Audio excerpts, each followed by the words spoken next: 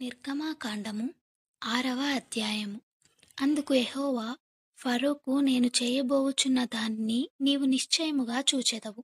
బలమైన హస్తము చేత అతడు వారిని పోనిచ్చును. బలమైన హస్తము చేతనే అతడు తన దేశములో నుండి వారిని తోలివేయునని మోషేతో అనెను. మరియు దేవుడు మోషేతో ఇట్లనెను, నేనే యెహోవాను. నేను సర్వశక్తిగల దేవుడను పేరున అబ్రహాము, ఇస్సాకు, యాకోబులకు ప్రత్యక్షమైతిని గాని యెహోవా అను నా నామమున నేను వారికి తెలియబడలేదు. మరియు వారు పరవాసము చేసిన దేశమగు కానాను దేశమును వారికిచ్చుటకు నా నిబంధనను వారితో స్థిరపరిచితిని. ఐగుప్తీయులు దాసత్వమునకు లోపరిచియున్న ఇశ్రాయేలీయుల మూలుగును విని నా నిబంధనను జ్ఞాపకము చేసుకొని ఉన్నాను. కాబట్టి నీవు ఇశ్రాయేలీయులతో ఇలాగు చెప్పుము, నేనే యెహోవాను. నేను ఐగుప్తీయులు మోయించు బరువుల క్రింద నుండి మిమ్మును వెలుపలికి రప్పించి వారి దాసత్వములో నుండి మిమ్మును విడిపించి నా బాహువు చాపి గొప్ప తీర్పులు తీర్చి మిమ్మును విడిపించి మిమ్మును నాకు ప్రజలుగా చేర్చుకొని మీకు దేవుడనై యుందును. అప్పుడు ఐగుప్తీయుల బరువు క్రింద నుండి మిమ్మును వెలుపలికి రప్పించిన మీ దేవుడైన యెహోవాను నేనే అని మీరు తెలుసుకొందురు. నేను అబ్రహాము, ఇస్సాకు, యాకోబులకు ఇచ్చేదనని చేయి ఎత్తి ప్రమాణము చేసిన దేశములోనికి మిమ్మును రప్పించి దాన్ని మీకు స్వాస్థ్యముగా ఇచ్చెదను. నేను యెహోవానని చెప్పుమనగా మోషే ఇశ్రాయేలీయులతో అలాగు చెప్పెను. అయితే వారు మనోవ్యాకులమును బట్టియు కఠిన దాసత్వమును బట్టియు మోషే మాట వినరైరి. మరియు యెహోవా మోషేతో, నీవు లోపలికి వెళ్ళి ఐగుప్తు రాజైన ఫరోతో ఇశ్రాయేలీయులను తన దేశములో నుండి వెలుపలికి పోనీయవలెనని అతనితో చెప్పుమనెను. అప్పుడు మోషే, చిత్తగించుము, ఇశ్రాయేలీయులే నా మాట వినలేదు. మాటమాంద్యము గలవాడనగు నా మాట ఫరో ఎట్లు వినునని యెహోవా సన్నిధిని పలికెను.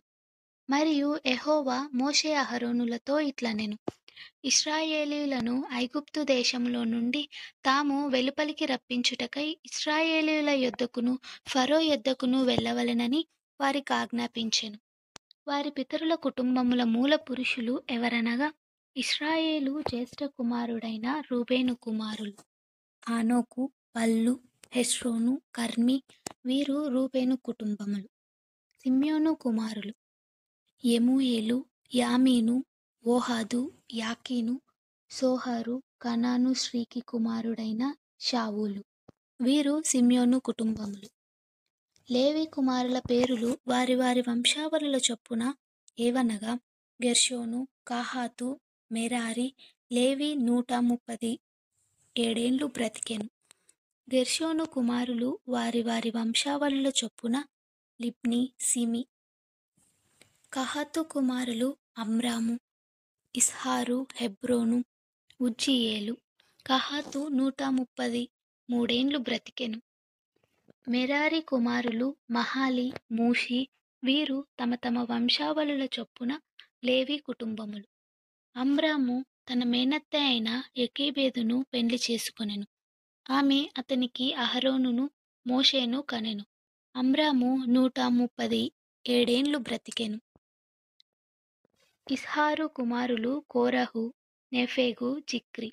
ఉజ్జీయేలు కుమారులు మిషాయేలు, ఎల్సఫాను, సిత్రి. అహరోను అమ్మీనాదాబు కుమార్తెయు నయస్సోను సహోదరియునైన ఎలీషెబను పెండ్లి చేసుకొనెను. ఆమె అతనికి నాదాబును, అబీహును, ఎలియాజరును, ఈతామారును కనెను. కోరహు కుమారులు అస్సీరు, ఎల్కానా, అబియా, సాపు. వీరు కోరహీల కుటుంబములు. అహరోను కుమారుడైన ఎలియాజరు పుతియేలు కుమార్తెలలో ఒకతెను పెండ్లి చేసుకొనెను. ఆమె అతనికి ఫినెహాసును కనెను. వీరు తమ తమ కుటుంబముల చొప్పున లేవీయుల పితరుల మూలపురుషులు. ఇశ్రాయేలీయులను వారి సేనల చొప్పున ఐగుప్తు దేశములో నుండి వెలుపలికి రప్పించుడని యెహోవా ఆజ్ఞాపించిన అహరోను, మోషేలు వీరు. ఇశ్రాయేలీయులను ఐగుప్తులో నుండి వెలుపలికి రప్పించవలెనని ఐగుప్తు రాజైన ఫరోతో మాటలాడిన వారు వీరు. ఆ మోషే అహరోనులు వీరే. ఐగుప్తు దేశములో యెహోవా మోషేతో మాటలాడిన దినమున యెహోవా, నేను యెహోవాను. నేను నీతో చెప్పునది యావత్తూ నీవు ఐగుప్తు రాజైన ఫరోతో పలుకుమని మోషేతో చెప్పగా, మోషే చిత్తగించుము. నేను మాటమాన్యము గలవాడను. ఫరో నా మాట ఎట్లు వినునని యెహోవా సన్నిధిని పలికెను.